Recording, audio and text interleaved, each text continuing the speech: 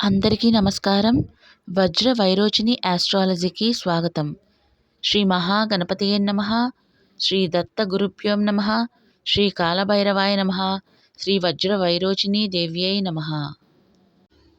2025 కర్కాటక రాశిలో జన్మించిన వారి కుటుంబం, ఉద్యోగం, ఆర్థిక స్థితి, ఆరోగ్యం, విద్య, వ్యాపారం మరియు చేయవలసిన పరిహారాలకు సంబంధించి పూర్తి వివరాలతో రాశి ఫలాలు ఇప్పుడు తెలుసుకుందాం. పునర్వసు నక్షత్రం 4వ పాదం, పుష్యమి నక్షత్రం 1, 2, 3 పాదాలు, అశ్లేష నక్షత్రం 1, 2, 3, 4 పాదాలు కర్కాటక రాశిలోకి వస్తాయి. 2025 మే 14న గురువు మిథున రాశిలోని 12వ ఇంట్లోకి ప్రవేశిస్తాడు. దీనివల్ల ఖర్చులు, విదేశీ సంబంధాలు మరియు ఆధ్యాత్మిక ఆత్మ పరిశీలనపై దృష్టి పెరుగుతుంది. సంవత్సరం చివరిలో గురువు కర్కాటక రాశి గుండా వేగంగా సంచరించి తిరిగి మిథున రాశిలోకి రావటం వల్ల సంబంధాలు, ఆరోగ్యం మరియు ఉద్యోగంలో చెప్పుకోదగిన మార్పులు చోటు చేసుకుంటాయి. మే 14న గురువు 12వ ఇంట్లోకి ప్రవేశించడం వల్ల కొన్ని దాగి ఉన్న సవాళ్లు లేదా పోటీదారులు వెలుగులోకి వచ్చే అవకాశం ఉంది. చేసే పనుల్లో జాగ్రత్తగా ఉండాలి. ప్రతి పనిని విమర్శించేవారు మరియు అడ్డుపడేవారు ఎక్కువగా ఉంటారు. కాబట్టి ఏ పనిని అయినా ప్రణాళిక ప్రకారం చేయాలి. ఆలోచన లేకుండా తీసుకునే నిర్ణయాలు మీకు నష్టం తెస్తాయి. ఓపిగ్గా, తెలివిగా నిర్ణయాలు తీసుకుంటూ ఇతరుల సహకారంతో పనిచేస్తే కర్కాటక రాశివారు 2025లో ఉద్యోగంలో ఎదురయ్యే సవాళ్లను సమర్థవంతంగా ఎదుర్కోగలుగుతారు. మే 14 గురువు 12వ ఇంట్లోకి వెళ్ళాక కుటుంబంలో కొన్ని చిన్న గొడవలు, అపార్థాలు వచ్చే అవకాశం ఉంది.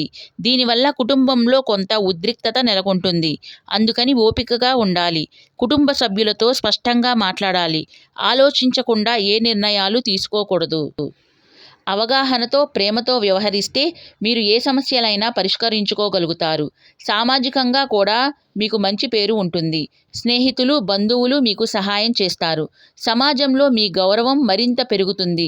ఈ సంవత్సరం మీరు ప్రధానంగా గుర్తుంచుకోవాల్సింది మీ మాట విషయంలో తొందరపడి మాట్లాడటం, ఆ తర్వాత అవమానపడటం లేదా బాధపడటం జరిగే అవకాశం ఉంది.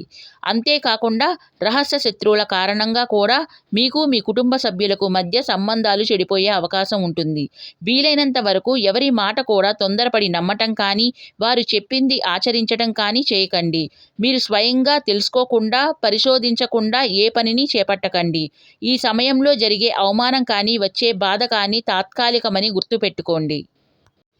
గురువు మీకు సమతుల్యమైన జీవన శైలిని, శారీరక దృక్పథాన్ని మరియు మానసిక ధైర్యాన్ని అందిస్తాడు. ఆరోగ్యకరమైన దినచర్యను పాటిస్తూ పోషకమైన ఆహారం తీసుకుంటూ ఉంటే మీ ఆరోగ్యం బాగుంటుంది. అతిగా భుజించటం మరియు అతిగా నిద్రించడం వల్ల మీరు కొత్త ఆరోగ్య సమస్యలను కొని తెచ్చుకున్న వారవుతారు. కర్కాటక రాశి వారు ఒత్తిడిని నియంత్రించుకోవటానికి ధ్యానం, యోగా వంటివి చేయటం వల్ల ఆరోగ్యకరమైన జీవితాన్ని పొందుతారు. కర్కాటక రాశిలో జన్మించిన విద్యార్థులకు గురుగ్రహ సంచారం వల్ల అనుకూలంగా ఉంటుంది.